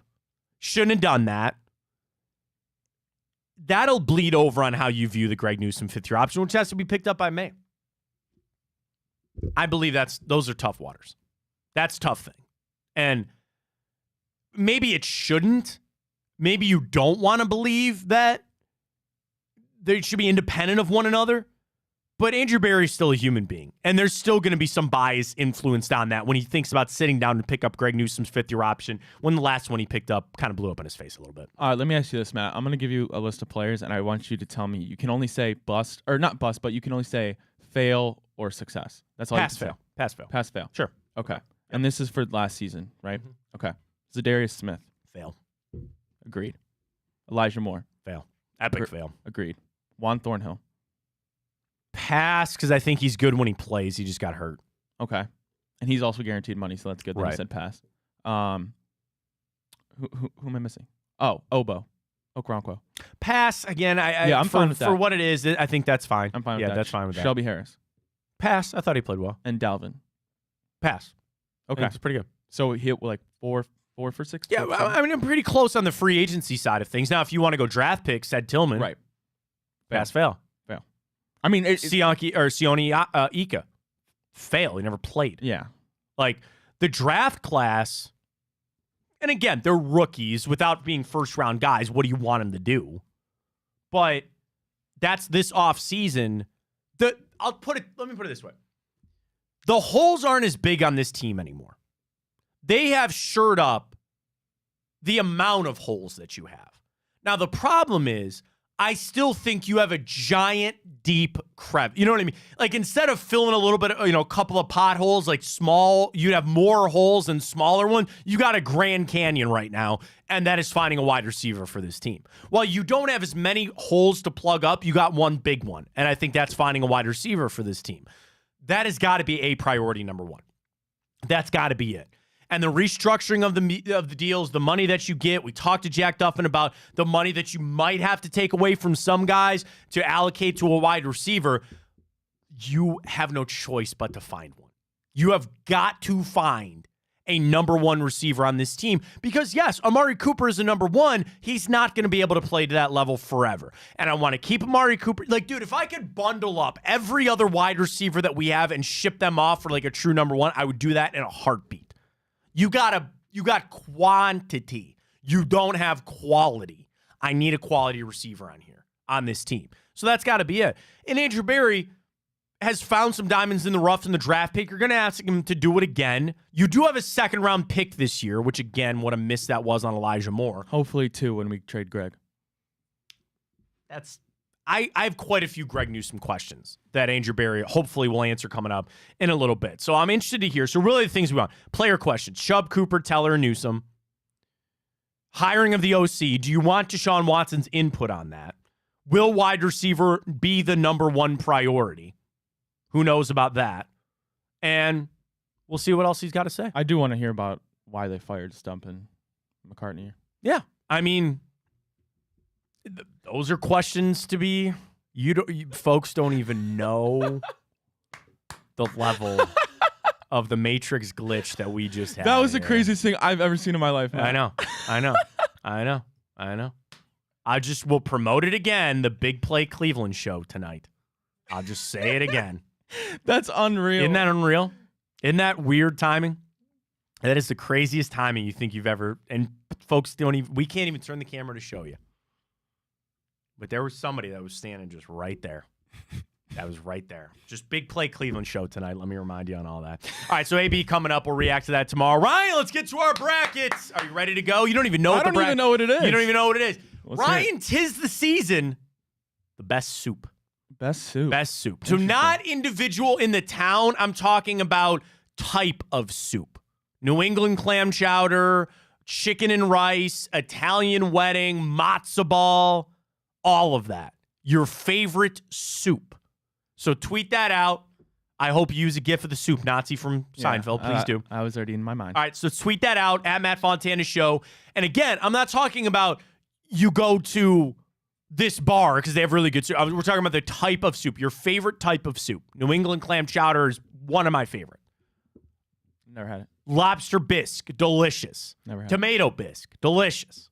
All of that. We'll put that up for a bracket. We'll tweet that out. We'll take your response on that. We'll get the bracket set and ready to go for tonight. Cavs! I'm just going to assume that they will get us our boost. Yeah, Nick said he submitted it. Okay, submitted it in. So here's our boost for tonight. Cavs taking on the Orlando Magic. Let me get you some trends for tonight. The Magic are a 1-point home favorite. The over-under is a low 215.5. I think on the NBA slate tonight, Ryan, that's the lowest. I got a 218 in the Minnesota game. And yeah, that's by far the lowest over-under for tonight. So let's see what we got. I will start with the Cavs in this one. Wine and Gold come in 6-1 against the spread their last 7-game win streak. How about this? The Cavs are 5-1 straight up in their last 6 games against the Orlando Magic. You flip it over for Orlando. They're just 2-5 straight up in their last 7. 6-2 straight up their last 8 games played on a Monday. Orlando, though, 11-2 straight up in their last 13 games when they play as a favorite. I'm taking the over, even though the under would be the play tonight. Oh, is Orlando the favorite? Orlando's a 1.5-point favorite, Wow. which is weird. The under is 15 out of the last 20 games between the Magic and the Cavs. And the under has hit 8 out of the last 10 games between the Magic and the Cavs down in Orlando. Excuse me. But, dude, 215? 215? That's a low over-under. We got to take the over on that. Under has hit 5 out of the last 6 home games for the Atlanta Magic, so we'll see on that. But I'm taking the Cavs tonight. So here's going to be our parlay. And again, folks, we'll tweet it out, and we believe and hope that they'll be able to get it to us. We're going to do George Niang over 10 points. We'll do over the 215.5, and we'll take the Cavs money line tonight. So that will be our boost. We'll put that up at Tipico. Sign up using that code Fontana100 when you do. You bet and deposit $25. You'll get $100 in bonus bets when you sign up. You can use that on our boost. You can use that on the flex parlay. You can use that on whatever you'd like to get signed up for that as we roll on. So Andrew Berry coming up in about 10 minutes, so we'll be interested to hear what he asked about that. Gearing up for a big weekend of football. And again, the Cavs tonight, it's great stuff. And we'll get to our bracket as well. I feel like I'm missing something. What am I missing? We did the bracket. You know what I'm missing is that I haven't. Usually I log in and do the Tipico boost. You know what I mean? Maybe that's it. That's it. That's what I'm feeling. I haven't done. So we'll get that up, sign up with our friends to go at Tipico. I had a pretty good weekend for us.